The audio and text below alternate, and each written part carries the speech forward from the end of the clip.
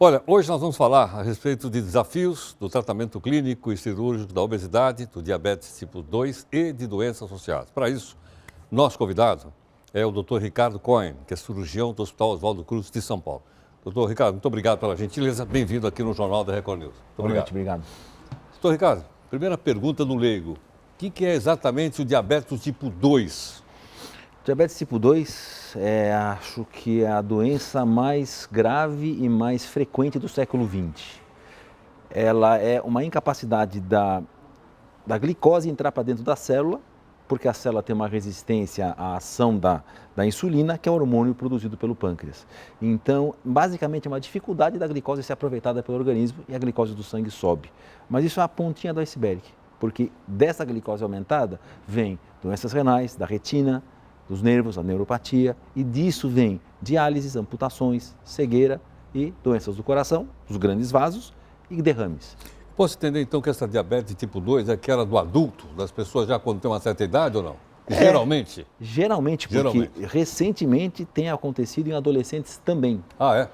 E infelizmente o nosso país é dos top 5 em incidência de diabetes tipo 2 em adolescentes também. Mas na verdade incide, você tem razão, nas faixas etárias maiores. Isso é genético ou isso é familiar ou é adquirido? Ou ambos? Ambos. Ambos. Sempre tem um empurrão genético, sempre tem um empurrão genético. Raramente vai ter um filho de uma família que não tenha diabetes nas gerações próximas, anteriores, avós e pais. E isso os hábitos também colaboram para isso. Porém, mesmo que os hábitos mudem a longo prazo, a doença ganha dos hábitos. Então, o peso da genética é grande, é forte. Agora, doutor Ricardo, eu posso dizer que o diabetes do tipo 2, então, seria uma doença silenciosa? É. Tem sintoma ou não? Raros. Raro. Se pegamos um livro de medicina ou pôr o nosso pai Google, vai encontrar que o diabetes classicamente tem aumento da sede, aumento da fome e o doente faz mais xixi. Só que isso é o clássico que acho que quando eu era estudante há 31 anos de fumaça atrás, a gente talvez visse, talvez escutasse dos pacientes. Hoje não.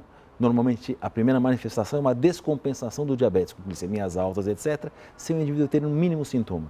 Essa é uma das grandes desvantagens de ser diabético. Por isso que quem tem antecedentes familiares fica antenado e vai atrás do seu médico para exames e triagem para ver se ele tem chance ou não de ter diabetes. Sim. Bom, então quer dizer que as pessoas fazendo aqueles exames regulares, exames de sangue, acusa? Obviamente, quem não tem nenhuma genética de diabetes, está no peso mais ou menos normal, etc., talvez eu não me preocuparia tanto com isso. Sim. Porém, genética, liga a luzinha vermelha, vai fazer seus exames. Entendo.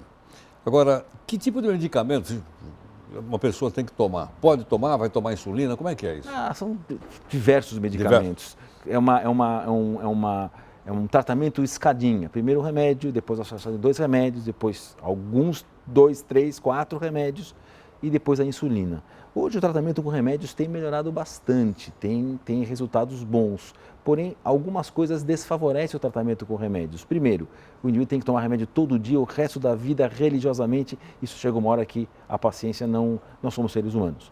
E segundo, que é uma doença crônica e progressiva, que ela vai piorar e os remédios vão sendo aumentados e às vezes tornam-se pouco eficazes. Então é uma associação de fatores que faz com que o diabetes no mundo, não só no Brasil, não seja muito bem controlado.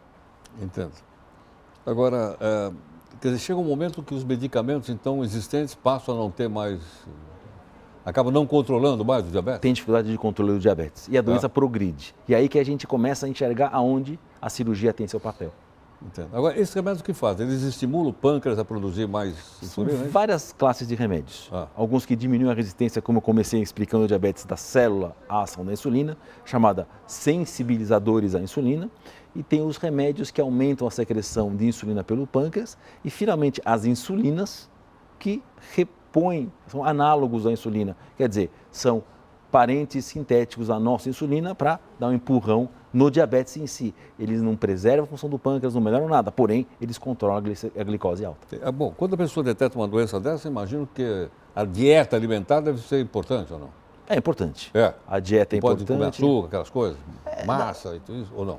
Não pode é uma coisa radical. Ele tem que controlar isso, ele tem que diminuir a sua ingestão de carboidratos, de massa, de doces, etc. Porque o carboidrato vira açúcar? O carboidrato é açúcar, né? E a gordura também, alguns tipos de gorduras viram açúcar no fim das contas.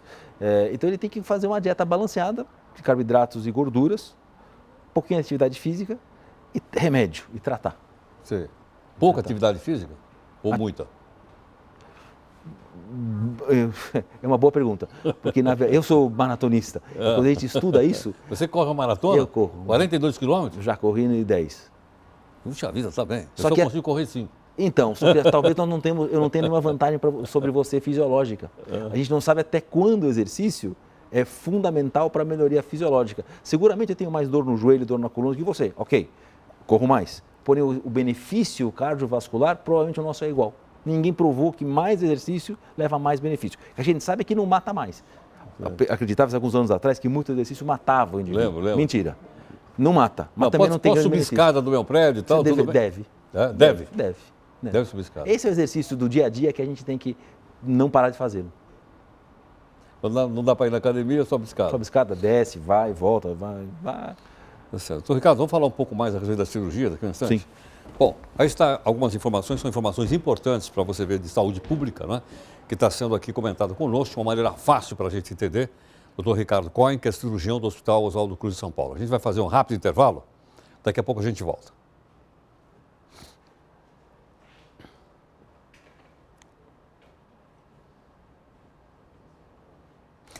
O nosso convidado hoje aqui no Jornal da Record News, que você está acompanhando, é o Dr. Ricardo Cohen. Ele é cirurgião do Hospital Oswaldo Cruz de São Paulo e está conversando conosco a respeito do diabetes.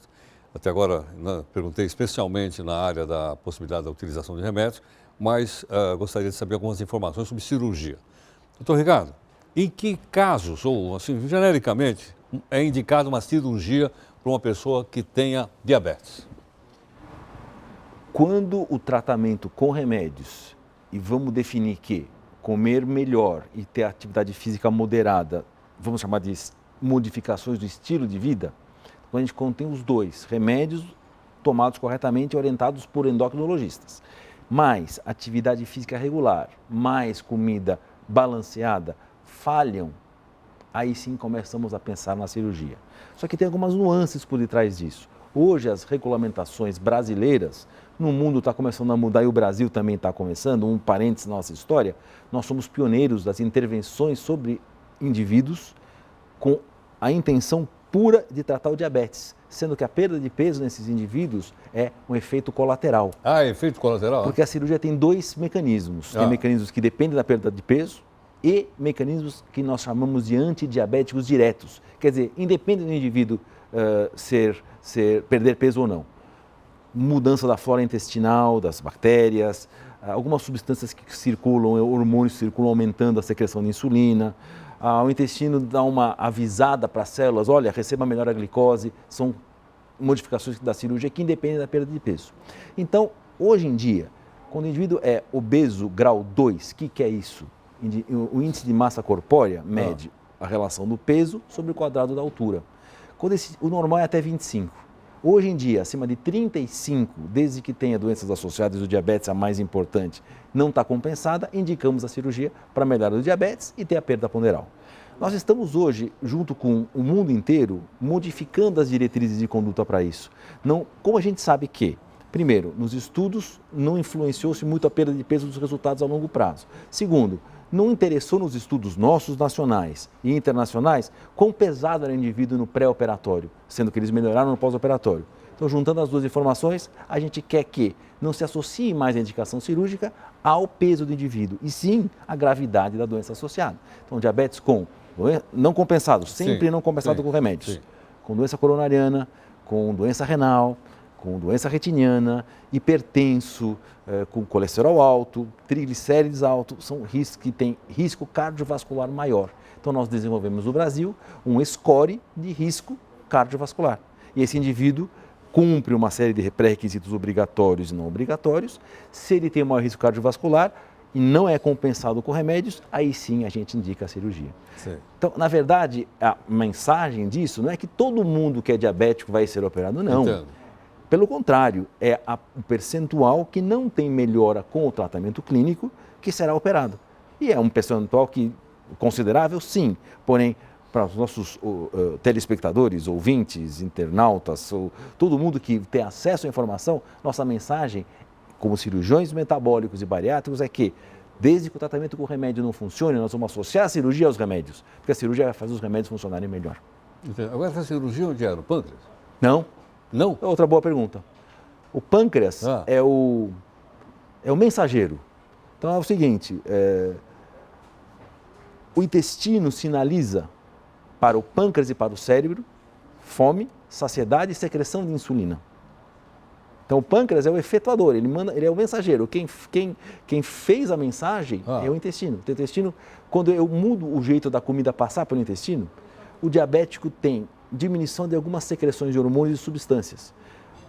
Essa falta de passagem pelo início do intestino sinaliza alguns hormônios para falar em pâncreas, acorda aí, joga mais insulina. Células, recebam melhor a glicose, faça essa insulina funcionar melhor. Cérebro, faça o indivíduo ter mais saciedade e comer menos. Então é um eixo que junta intestino, pâncreas e cérebro para melhora do diabetes. Então a cirurgia é no intestino? É.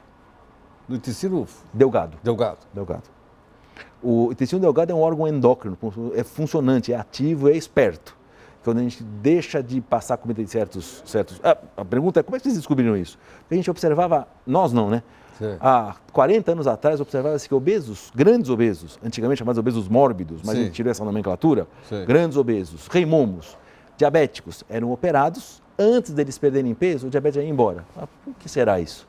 Começou a estudar isso em animais. Viram que animais diabéticos, é verdade, melhora. E nós começamos a entender os mecanismos por que melhora. E é por isso, porque tem ações não dependentes da perda de peso, por intestino acordar o pâncreas e o cérebro para que as células recebam melhor a glicose e para que a insulina seja melhor produzida pelo pâncreas. Entendo. Agora, a cirurgia tira parte do intestino?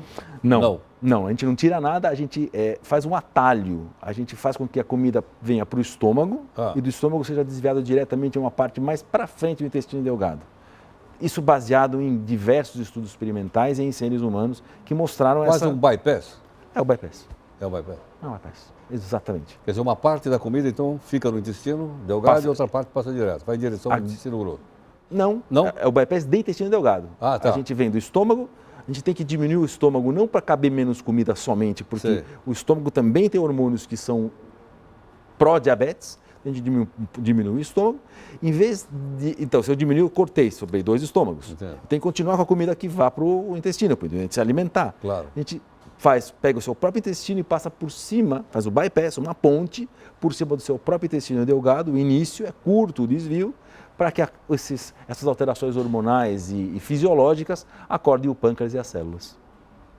Muito interessante. É interessante. Não é sobre o pâncreas e o mensageiro geralmente acorda. eu imagino que vamos dizer, o grande vilão é o pâncreas. Todo mundo acredita nisso. Esse pâncreas é vagabundo, não quer trabalhar. Mas não é, ele não trabalha, mas ele tem uma causa. Uma causa. Falta empurrão. É como eu também trabalho aqui, tem uma causa, o salário é muito baixo. Pois é, falta empurrão. Então, Ricardo, muito obrigado pela aula. Muito obrigado a você. Muito grato, muito obrigado. Olha, tenho certeza que ficou absolutamente claro para mim, que sou absolutamente leigo nesse assunto, a nossa entrevista com o Dr. Ricardo Cohen, que é cirurgião do Hospital Oswaldo Cruz, uma série de mitos que eu acabei de derrubar, graças àquilo que ele nos ensinou agora há pouco. Tenho certeza que deve ter agradado também você a participação do Dr. Ricardo Cohen. Nós vamos fazer um intervalo, voltamos daqui a pouco.